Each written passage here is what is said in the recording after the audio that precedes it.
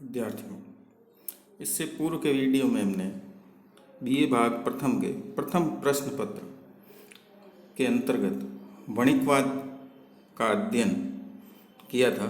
आज हम लेंगे नेक्स्ट प्रकृतिवाद या फिजियोक्रेसी।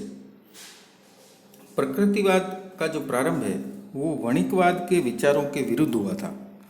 काफ़ी समय तक वणिकवादी विचारों एवं सिद्धांतों को मान्यता प्रदान की जाती रही, किंतु धीरे धीरे इन सिद्धांतों की अव्यावहारिकता का ज्ञान लोगों को होने लगा।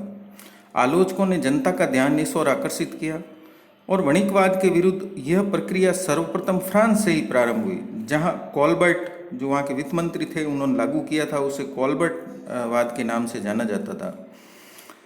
फ्रांस इसलिए प्रारंभ हुई क्योंकि उस समय फ्रांस में बहुत सी सामाजिक आर्थिक बुराइयों का जन्म हो चुका था। इन बुराइयों को दूर करने के लिए वणिकवाद के विरुद्ध विचारों का प्रभाव उमड़ पड़ा।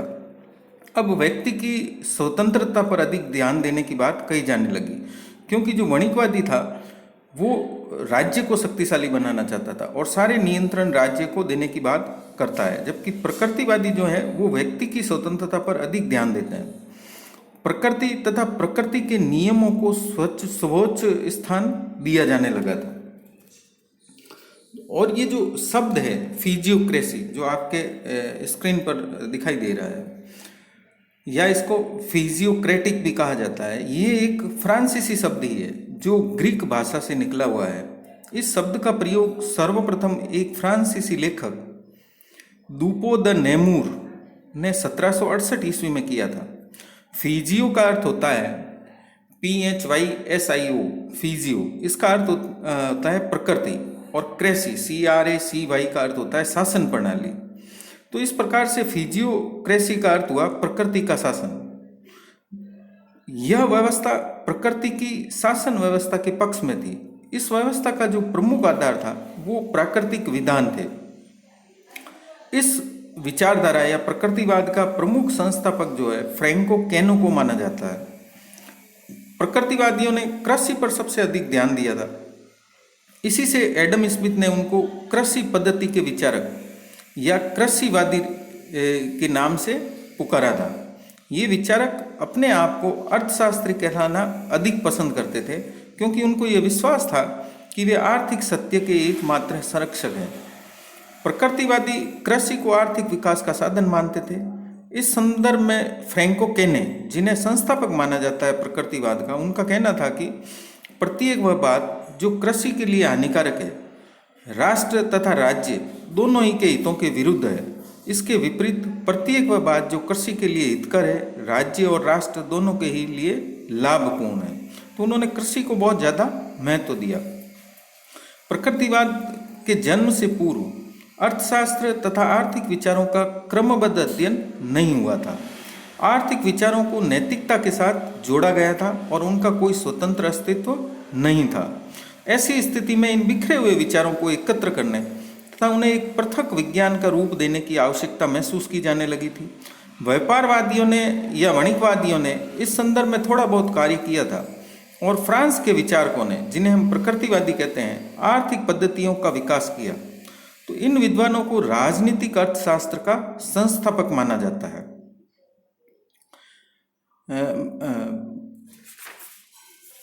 अब हम आते हैं कि इस प्रकृतिवाद के प्रमुख विचारक कौन कौन से हैं। जो प्रकृतिवादी विचारधारा है, इसका जो जीवन काल है वो बहुत ही कम रहा है ना। जितने भी प्रकाशित तथ्य हैं उनके आधार पर यह बताया जा सकता है कि प्रकृतिवादी विचारधारा 1756 से लेकर के 1778 तक लगभग 22 वर्षों तक ये प्रचलन में रही है। इस विचारधारा का प्रारंभ फ्रांस से हुआ था और वहां से ये विचारधारा विश्व के अन्य देशों में फैलती चली गई। तत्कालीन जो विद्वान थे वो प्रकृतिवादियों के विचारों से लाभान्वित हुए। तो उस समय के जो प्रकृतिवादी विचारक थे उसमें सबसे प्रमुख प्रकृतिवादी विचारक है डॉक्टर फ्रैंको कैने। इनका जो जन्म है वो 1664 ईस्वी में एक निर्धन किसान परिवार में हुआ था। 24 वर्ष की उम्र में ये सर्जन बन गए थे। प्रारंभ में उन्होंने फ्रांस के एक गांव में चिकित्सक का कार्य किया। बाद में फ्रांस के राजा 15वें लुई के चिकित्सक भी नियुक्त हुए थे। चिकित्सा शास्त्र पर उन्होंने अनेक पुस्तकें लिखी, परंतु उनका लगाव कृषि से अधिक था। पैतृक गुणों के प्रभाव के कारण वह अपने डॉक्टरी पेशे की अपेक्षा ग्रामीण समस्याओं में अधिक रुचि लेने लग गए थे। उसे शहरी सभ्यता से चिढ़ थी और ग्रामीण सभ्यता से लगाव था। वे किसानों की आर्थिक समस्याओं से इतना अधिक प्रभावित हुए कि उन्होंने उनकी आर्थिक समस्याओं पर लिखना प्रारंभ कर दिया। प्रारंभ में उन्होंने गुमनाम नाम से तथा दूसरे नाम से अनेक लेख प्रकाशित किए। अर्थशास्त्र से संबंधित उनके लेख द क्रॉप्स 1756 में तथा द एनर्स 1757 में प्रकाशित हुए। 1758 में उनकी विश्व प्रसिद्ध इकोनॉमिक टेबल का प्रकाशन हुआ। 1760 में उसने अपनी पुस्तक general magazines of the government economy प्रकाशित कराई। और कहा जाता है कि निर्धन किसान, निर्धन राज्य और निर्धन बादशाह, ये जो एक वाक्य था, ये डॉक्टर केने की ही देन थी। डॉक्टर केने ने अनेक विचार प्रस्तुत किए, जिसमें प्रमुख विचार है उनका धन से संबंधी विचार। वो धन संपत्ति का प्रमुख स्रोत जो है वो भूमि या कृषि को मानते हैं। उनका विचार था कि कृषि से हम दो प्रकार से धन प्राप्त कर सकते हैं, एक तो भूमिपतियों को प्राप्त होने वाली आय और दूसरा कृषि उपज से प्राप्त होने वाली आय। तो केने ने बताया कि भूमि से शुद्ध उपज प्राप्त होती है। केने धन के अंतर्गत उपभोग की जाने वाली उन वस्तुओं को सम्मिलित करता है जो मानवीय आवश्यकताओं की पूर्ति करती है। वस्तुओं में जो उपयोगिता का गुण होता है वही उसको धन का रूप प्रदान करता है। फिर उन्होंने अपना मूल्य संबंधी विचार दिया कि मूल्य का निर्धारण मांग एवं पूर्ति के द्वारा होता है और उचित मूल्य वह होता है जिस पर किसान अपनी वस्तु को बेच पाता है और उसका निर्धारण उत्पादन लागत तथा भूमि द्वारा प्रदान किए गए अतिरिक्त मूल्य के आधार पर किया जाता है। केने ने उत्पादक वर्ग के अंतर्गत किसानों को शामिल किया था। उसके विचार में कारीगर, व्यापारी, सौदागर ये सभी अनुत्पादक वर्ग है, क्योंकि इस वर्ग के द्वारा वास्तविक उत्पादन नहीं किया जाता है, बल्कि यह वर्ग तो वस्तु का रूप परिवर्तित करता है। यानी किसान जो फसल उगाता है उसी के आधार पर ये दूसरे जो वर्ग हैं, जो अनुत्पादक वर्ग है, वो वस्तु का निर्माण करता है। और उनका मुद्रा के बारे में ये मानना था कि मुद्रा स्वयं कुछ भी उत्पन्न नहीं करती है, वह केवल मूल्य का मापक है। मुद्रा प्रत्यक्ष उपभोग की वस्तु नहीं है, बल्कि वह विनिमय का एक माध्यम है। वणिकवादियों ने व्यापार आधिक्य को धन प्राप्ति का एकमात्र साधन माना था, परंतु केने ने इस बात का बहुत ही भयंकर रूप से विरोध किया। उनका मानना था कि व्यापार संतुलन देश को धन नहीं दे सकता, क्योंकि व्यापार एक खरीदार होता है जिसमें क्रेता और विक्रेता समान मूल्य वाली वस्तुओं का आपस में एक्सचेंज या विनिमय करते हैं। तो स्वतंत्र व्यापार की स्थिति में लाभ और हानि बराबर रहते हैं। प्रोफेसर केने का मानना था कि कोई भी देश तभी संपन्न बन सकता है जब वह अपना आंतरिक उत्पादन बढ़ाए। इसके साथ साथ केने ब्याज के लेन देन के पक्ष में भी नहीं था। उसके अनुसार अगर ब्याज के लेन देन की आवश्यकता है तो उस पर सरकार को कड़े नियंत्रण लगाने चाहिए। ब्याज दर के निर्धारण के बारे में उनका कहना था कि उधार लिए गए धन के विनियोग से प्राप्त होने वाली आय के बराबर ब्याज की दर होनी चाहिए। इस बात को व्यापार के संबंध में लागू नहीं करना चाहता था, बल्कि उसकी यह व्यवस्था भूमि के संबंध में थी, क्योंकि भूमि ही संपूर्ण आय का स्रोत है। तो करारोपण केवल भूमि पर ही किया जाना चाहिए। तो ये जो डॉक्टर फ्रैंको केने हैं, इन्हें प्रकृतिवाद का संस्थापक माना जाता है और इन्होंने वणिकवादियों के विरुद्ध अपने विचार दिए थे। फिर दूसरे जो विचारक हैं वो है मिराबो। अक्टूबर 1715 में इनका जन्म हुआ था और उनकी ये अभिलाषा थी कि वो एक दार्शनिक बने और अपने इस उद्देश्य को प्राप्त करने के लिए वो प्रयत्नशील रहे और काफ़ी हद तक सफल भी हुए। जो मिराबो है वो सबसे ज़्यादा कैंटिलोन से प्रभावित था, इसलिए उन्होंने एक स्थान पर ये कहा भी है कि मनुष्य की वृद्धि जनसंख्या कहलाती है, भूमि के उत्पादन की वृद्धि कृषि कहलाती है। धन संबंधी ये दोनों सिद्धांत एक दूसरे से पूर्णतः जुड़े हुए हैं। तो मिराबो ने जनसंख्या और कृषि से संबंधित विचारों पर ज़्यादा ध्यान दिया है और 1763 में कृषि के महत्व से संबंधित उनकी पुस्तक ला फिलोसोफी नेराe प्रकाशित हुई थी। उनकी ये रचना प्रकृतिवाद विकास की दृष्टिकोण से बहुत ही महत्वपूर्ण थी। दूसरी उनकी रचना थी ला थ्योरी डे एल इम्पोर्ट, जो 1770 में प्रकाशित हुई, परंतु इसमें प्रकृतिवाद से संबंधित विचारों का उल्लेख बहुत ही कम किया गया था। वो एक उग्र क्रांतिकारी विचारक थे और अपने ग्रंथों में उन्होंने सरकार की बहुत ही कड़ी आलोचना करते हुए व्यक्ति की स्वतंत्रता का समर्थन किया था, और उनके इन्हीं विचारों के कारण उन्हें सरकार का जो है कोपभाजन भी बनना पड़ा था। तीसरे फिर जो हैं प्रकृतिवादी विचारक हुए हैं दूपो द नेमूर। इनका जन्म 1739 में हुआ। ये डॉक्टर फ्रैंको केने के प्रिय शिष्य तथा फिजियोक्रेसी शब्द के जन्मदाता थे। तो प्रश्न आ सकता है कि फिजियोक्रेसी शब्द का जन्मदाता कौन है? तो केने नहीं है, दूपो द नेमूर है। 1768 में जब 29 वर्ष की आयु के थे तब उनकी पुस्तक फिजियोक्रेशन कॉन्स्टिट्यूशन प्रकाशित हो चुकी थी। इसी पुस्तक के आधार पर इस संप्रदाय का नामकरण किया गया था। यह पुस्तक केने के वार्तालापों व निबंधों के आधार पर लिखी गई थी। नेमूर तुर्गों के संपर्क में आया और उसी की कृपा से उसे राजनीतिक प्रसिद्धि भी प्राप्त हुई। 1790 में वह विधान सभा का सदस्य निर्वाचित हुआ और विधानसभा में पहुंचकर उसने प्रथम बार पत्र मुद्रा के चलन का विरोध किया। लुई 18वें ने 1884 में उनकी सरकार का जो है वो अस्थायी सचिव भी नियुक्त हुआ। तो नेपुर भले ही अपने संप्रदाय का नामकरण किया था, परंतु वो प्रकृतिवाद को कोई मौलिक विचार नहीं दे पाए थे।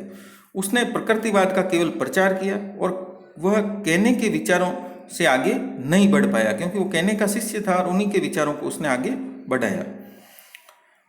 जीवन के अंतिम वर्षों में वह अमेरिका में चला गया और उसकी मृत्यु भी अमेरिका में ही हुई।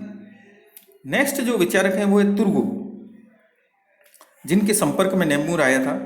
इसका जो जन्म है 1727 ईस्वी में पेरिस में हुआ था। प्रकृतिवादी संप्रदाय में उसका स्थान जो है डॉक्टर फ्रैंको केने के बाद में आता है, यानी मिराबो और नेपुर का कोई ज़्यादा योगदान नहीं माना जाता है। इस विद्वान ने प्रकृतिवादी सिद्धांतों को आगे बढ़ाया और अपने मौलिक विचारों की विधिवत व्याख्या की। वो लुई 16वें के शासनकाल में एक पिछड़े प्रांत लिमोगेस का गवर्नर बना। बाद में वित्त मंत्री के पद पर भी रहा। इन पदों पर रहकर उसने आर्थिक कार्यक्रमों को लागू किया और निर्धनों की दशा सुधारने के लिए भागीरथी प्रयास किए। तुर्गो ने व्यापार संबंधी सरकारी नियंत्रणों को समाप्त किया। उसने अनाज के स्वतंत्र व्यापार का समर्थन किया। करों को समाप्त करने के साथ साथ उसने गिल्डों की शक्ति को भी समाप्त कर दिया। उनकी प्रथम रचना 1748 ईस्वी में, जब उनकी उम्र मात्र 21 वर्ष थी, मुद्रा के संबंध में प्रकाशित हो चुकी थी। उसके बाद 1776 में उनकी महत्वपूर्ण रचना reflection on the formation and distribution of wealth का प्रकाशन हुआ। इस पुस्तक में उन्होंने कृषि के संबंध में अपने महत्वपूर्ण विचारों का प्रतिपादन किया। तो तुर्गो के ग्रंथ जो है वो पढ़ने से हमें ज्ञात होता है कि प्रकृतिवादी विचारक वो अवश्य थे, परंतु उनके विचार एडम स्मिथ के विचारों से मेल खाते हैं। उसने अपने ग्रंथ में मुद्रा, लगान, ब्याज आदि बातों का भी सैद्धांतिक रूप से विधिवत वर्णन किया था। फिर इसके पश्चात आए ली त्रोन ये भी केने के शिष्य थे नेपुर की तरह, और 1777 में उनकी पुस्तक डेली इंटरेस्ट सोशियल का प्रकाशन हुआ। उनकी ये जो पुस्तक थी उस समय की सबसे महत्वपूर्ण पुस्तकों में शामिल थी। इस पुस्तक में उसने आर्थिक सिद्धांतों की वैज्ञानिक व्याख्या की थी। तो मुद्रा के संबंध में उसने कहा था कि केवल वो मूल्य का मापक नहीं है, बल्कि उसमें आंतरिक मूल्य भी होता है, जो उसको चलन में लाने के लिए राजा के आज्ञा की आवश्यकता नहीं होती है। तो इस प्रकार से ली जॉन ने मुद्रा के बारे में महत्वपूर्ण विचार प्रस्तुत किए। उनके पश्चात आते हैं एबे बोदो का जन्म जो है 1730 ईस्वी में हुआ और वह प्रकृतिवाद का बहुत ही महान विचारक माना जाता है। प्रकृतिवाद से संबंधित उसके अनेक विचार उसकी 80 से अधिक पुस्तकों में देखे जा सकते हैं। आर्थिक दर्शन से संबंधित उनकी पुस्तक थी इंट्रोडक्शन ला फिलोसॉफी इकोनॉमिक्स, जिसका प्रकाशन 1771 में हुआ। इस अद्वितीय पुस्तक के बाद बोदो जैसे अमर ही हो गया था।